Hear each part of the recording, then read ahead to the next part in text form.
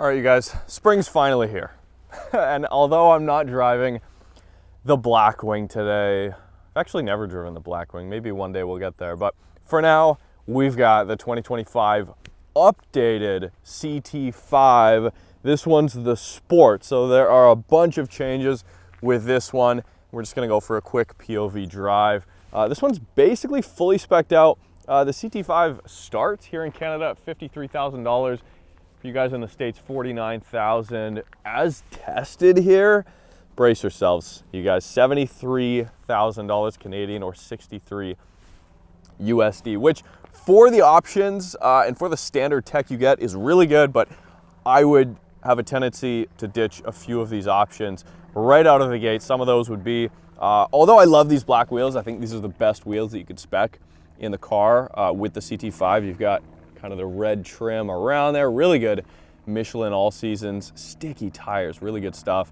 But that also comes with like these decals here and whatnot. It's like a $5,000 option and it's a little bit much.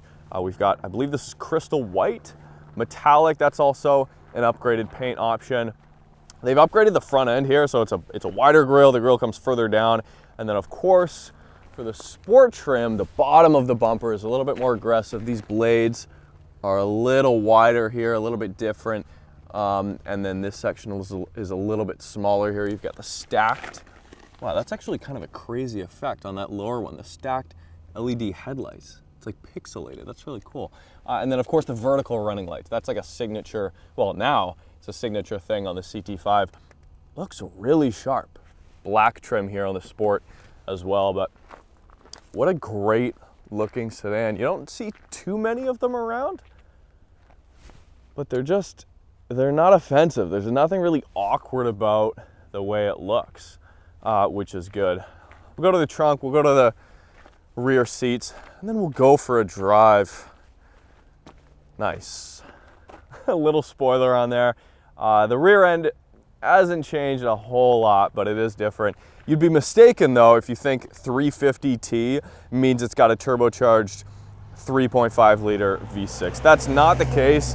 The Sport is not able to be spec'd with a 3 liter twin turbo V6.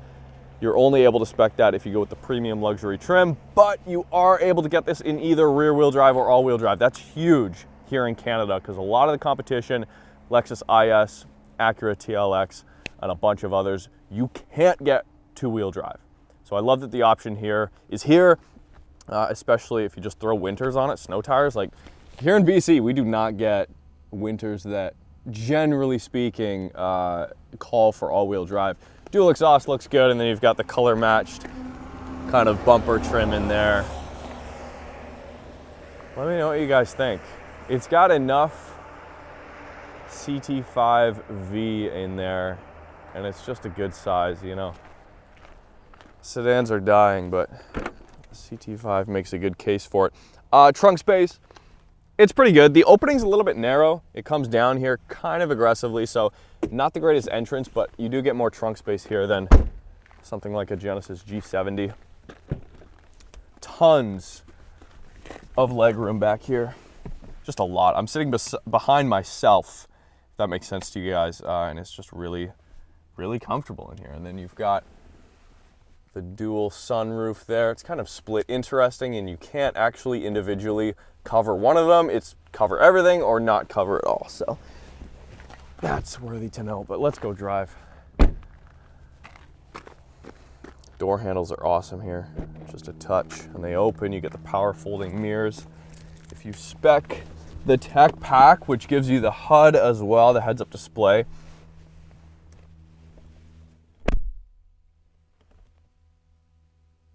and a huge change is what you're looking at right now. The 33-inch 9K screen. So many smudges. That is disgusting. I'm a disgusting human. Why are you guys watching this channel? That's beyond me. Let's start it up.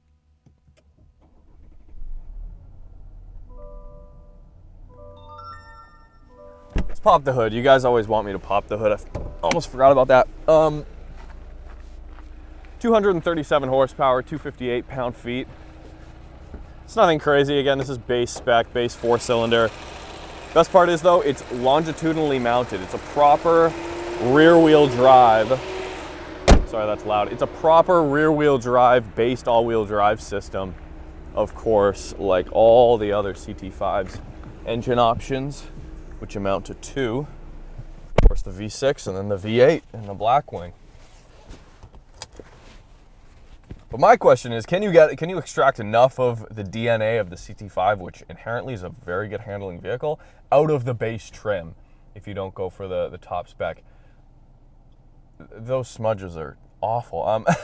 So we've got a little screen here which we can check out and change our gauge display. We get our map in the center. That's awesome. I love that. It's huge and it's very it's not distracting, and that's an important thing. It's just everything's in front of you. You've got your standard gauge display here, and then you've got Google built in now, so you've got the Play Store. If we had that connected, of course, Google Maps, it works really easily, really seamlessly. Wireless Android Auto, Apple CarPlay, that's all standard. Standard here, you get heated seats, heated steering wheel, that's all standard. So for that starting price of $53,000, you do get a lot of standard stuff. One thing I do wish, these cup holders are not deep enough. I don't know like what's blocking it down there. Transmission probably, maybe, but shouldn't be going that far back. And then you've got the center console here, which opens up easy enough, phone holder. And you can adjust your drive modes. Where can we go here? Oh, we're in reverse, that's why. 360 cam's good. I wish it was bigger. It's not nearly big enough. Like, they are not taking full advantage of the screen, which in every other scenario is really easy and quick to respond, easy to use, but not full advantage here. We've got Tour up here, which is comfortable. And then we've got Sport. All that does is just make the steering a little bit heavier, the brake feel a little bit heavier, and then the engine noise, the fake noise coming in, a little bit louder. And then we've got snow, ice. Yeah, and that's about it. And then my mode, we can customize that. Let's go.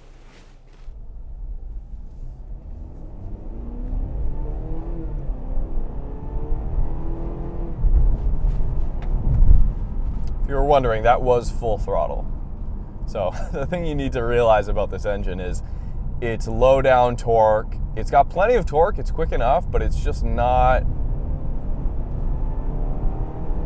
well, I don't have to tell you guys, it's not an enthusiast engine. The spec I'm sitting in here, fully spec'd out base engine, is a great road trip vehicle. It's a great daily.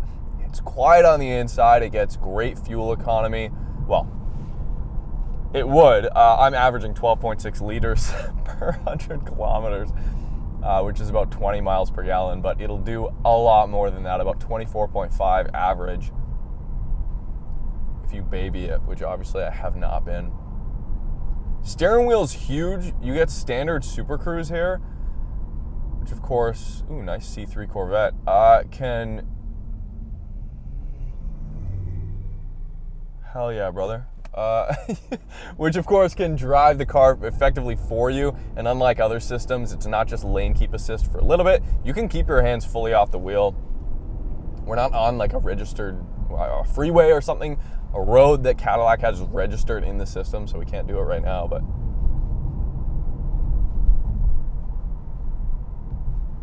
all right, let's go into sport mode. We do have some corners coming up here. We'll kind of finish up there.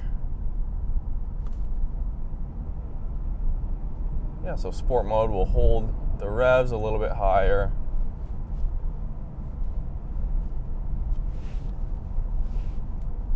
The CT5 kind of has a perfect balance between tech, screens, and physical controls. All the steering wheel controls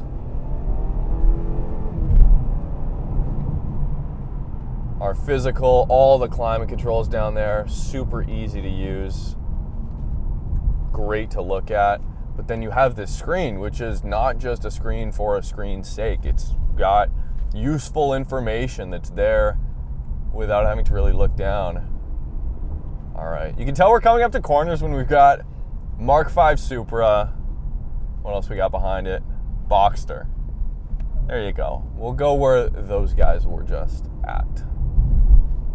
Let's do a little 0 to 60 run here. Professional driver, closed course.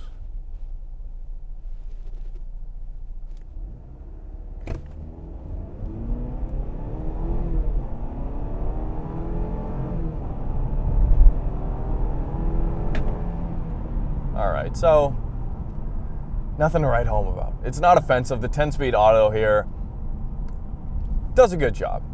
You know, it's fine. The blips aren't like a dual clutch. I would say the ZF that BMW uses is better in almost every scenario. And the C300 with the mild hybrid system does a bit better of a job, like just kind of doing torque fill. So you do feel the shifts here a little bit, but like I'm really nitpicking. It is smooth.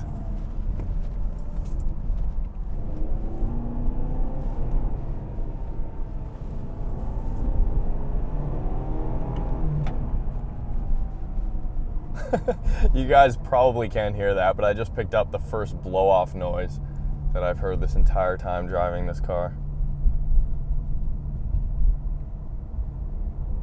No adaptive suspension here. Does it need it?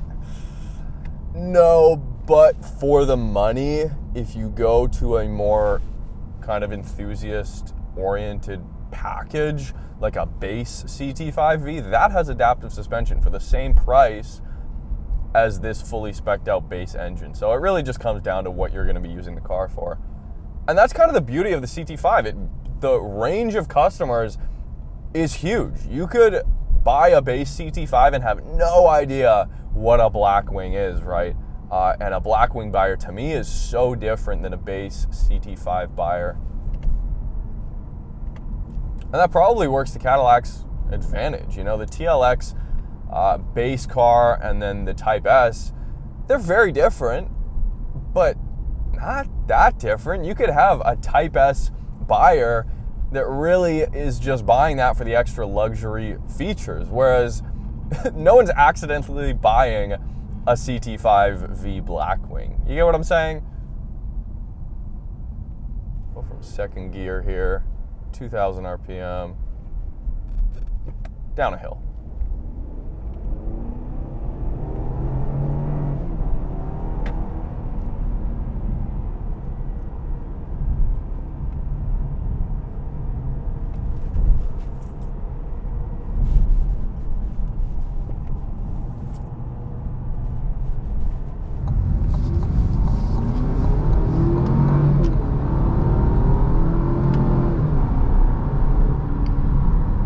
All right, guys, that's it. 2025 CT5. Yeah, a worthwhile upgrade. Definitely a better user experience than most of the competition. The only one that I would say is on par with this in this price range is the Mercedes C300. I haven't driven a 3 Series in a while, but as far as the ones I've driven go, yeah, definitely. It's such an upgrade here. So thanks guys for watching. We'll see you next time.